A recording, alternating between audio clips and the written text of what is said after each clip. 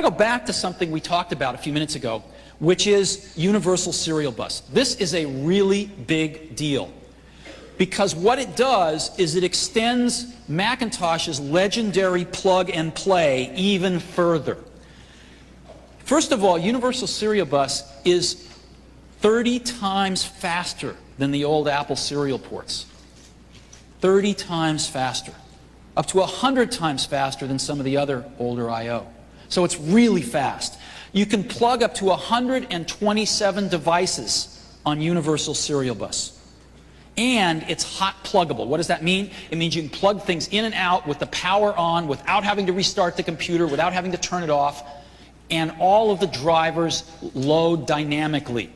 So you plug a USB device in, and if the driver's not loaded, the operating system goes to the hard disk and tries to load it. If not, it asks you for the driver, and down the road we'll even be going to websites to download it automatically and fully dynamically links it in without having to do anything, without having to restart the computer, without having to know anything about it. And USB is an emerging industry standard, which means that all of the peripheral vendors making peripherals for any computer can have that same peripheral work on the Mac with no hardware changes. They have to just write a Mac driver. So you're going to see a lot of peripherals now available for the Mac that were not in the past, and we're very excited about this. And we believe that Apple has jumped into the lead on USB. The USB that's shipping on iMac and in Allegro, our software release coming out this fall, we believe is better than any other USB software in the world. So let's talk about some of the devices that are going to support it. First of all, our keyboard and mouse are all USB. You have two USB devices on the iMac. One of them goes to the keyboard, and the keyboard is a USB hub. So it actually has two ports on it itself. You plug in the mouse on the right or the left, depending on whether you're right or left-handed. You have one left. So you have one on the unit itself and one on the keyboard and mouse to plug in two additional USB devices. So what are some of those? iMation, a few weeks ago, announced that they are going to have their super drive available on USB for the iMac. You can see that they're trying to incorporate some of the iMac's industrial design and colors in their design. And this product reads and writes the 120 megabyte floppies as well as being fully backward compatible with all floppy disks. And here's one right here. You can see one of these at the show, and they're really nice. Second, this is something that's super popular with our customers, the zip drives, 100 megabytes. iOmega has taken their great product. They're shooting it in some colors that resemble the iMac. Here's one right here. You can see it at the show. Great product, going to be available this fall for the iMac on USB. And third, SideQuest. SideQuest is bringing their 1 gigabyte Spark drive to the iMac. Unlike the photo I have in black, the thing is in translucent red, and it's really cool. And you can see one of these today, too. They're very, very nice, all three of them. Then we've got some printers. Hewlett-Packard has introduced USB printers for the iMac and other Macintoshes that support USB. Epson has introduced, I believe, 2 printers for the iMac. Canon has introduced a set of printers that will be sold in Japan for the iMac. So we're doing really well on the printer side. Kodak just introduced a series of digital cameras that support USB and the iMac. Microsoft is going to be introducing their joystick and some game controller stuff that supports the iMac. Connectix has a camera that supports live video over USB for the iMac. Palm is announcing today that they are going to be creating a cradle for USB to support the iMac for their Palm 3. And if you want to hook in all of these devices at once, you can take your 2 available USB ports in the iMac and take one of them and plug them into a hub. And Entrega is announcing a hub device, so you can get up to 127 ports with a few of these hubs and plug in as many devices as you can possibly afford. So we think USB is going to be a big deal for the Mac market in general, and all of our products are going to support USB in the future, with the iMac leading the way. And we are really, really excited about all these partners jumping in and supporting the iMac with USB peripherals this fall. So that is the iMac. And I have a video.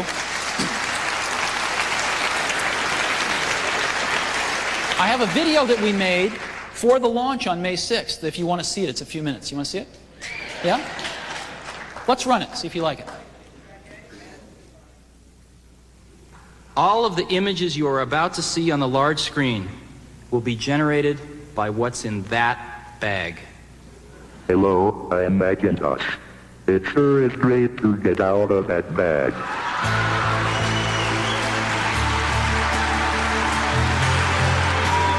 Millions of people bought a Mac because it did things that no other computer could do. It really got people excited this is a personal computer like none other before. And for many years, Apple got away from that. It forgot how to be different. The original Mac is an impossible act to follow. But I think what we can do is one, benefit from the philosophy that was really the foundation for the original Macintosh. This product came to be because the exec staff said, stop. Let's focus on one thing, making the best personal computer, a computer that Macintosh customers will truly love. Well, what computer would the Jetsons have had? That's the perfect way of capturing the problem, which was, it was like the future yesterday. It defined simplicity, elegance, incredible ease of use, tremendous performance, and great value. This particular machine really delivers on that promise. It makes you feel a lot like you felt when you first sat down to use your Macintosh. When we have this wealth of creativity that cross our campuses, that cross our schools in K through 12, what we want to do is to unleash that capability. The team was a hand-picked team from around the world. It's a remarkable place to be as a designer. There's one company where this group could exist, and that's unquestionably Apple.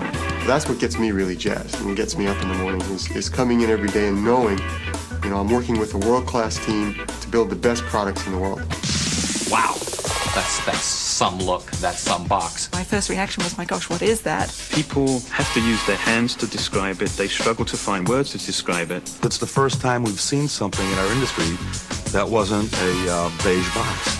Just imagine what's going to happen the first time somebody gets one of these home. I'm going to pull this thing out, I'm going to pick it up, and it's this gorgeous new shape. The surface as well is totally seductive. I mean, it's a lovely thing to touch and to hold. This cool keyboard with translucent keycaps. The connectors are translucent. I'm going to pull out this exciting new mouse. It looks like no other mouse you've ever seen before. You turn it on and it comes alive. It's always changing. It's always moving. And before you know it, in the first 5 minutes of opening the box, you're already in love with this thing. I'd like to play with one. I want to see one. I want to see what it'll do. I want to put it through its paces. But then you look a little farther and you say, holy smokes, look at the capabilities of this machine. Because inside is the heart of the lion.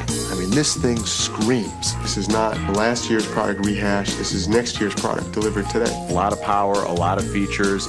It's attractive, it's exciting, and it's well priced. That's what customers are looking for.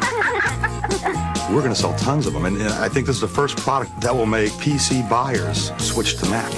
You see shock and recognition that, my God, Apple wasn't sitting back in this affordable consumer space. They truly have a great idea here. The fact that the Apple name is now once again going to stand for every man, everybody, mass market, I think is terrific news for all of us. We talk internally, will we have enough product to take care of the demand? I'd like the first one off the production line. I will stand there at the end of the production line when the first one comes off. Mac consumers have been loyal, they've been patient, they've been frustrated, they've been zealots, okay? Well, it's going to show it paid off waiting.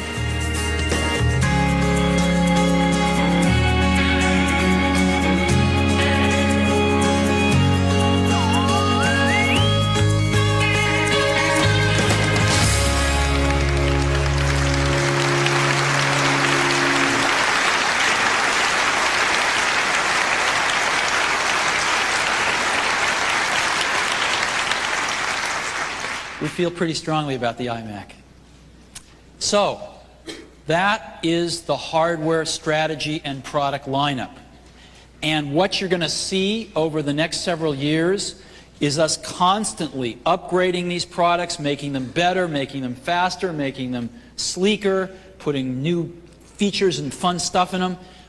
And we're just going to be doing that constantly with these products because unless we learn something new, these are the 4 products that all of you are telling us you want, and you want them all to be great. So we're going to do our best to deliver 4 great products at every moment in time in this matrix.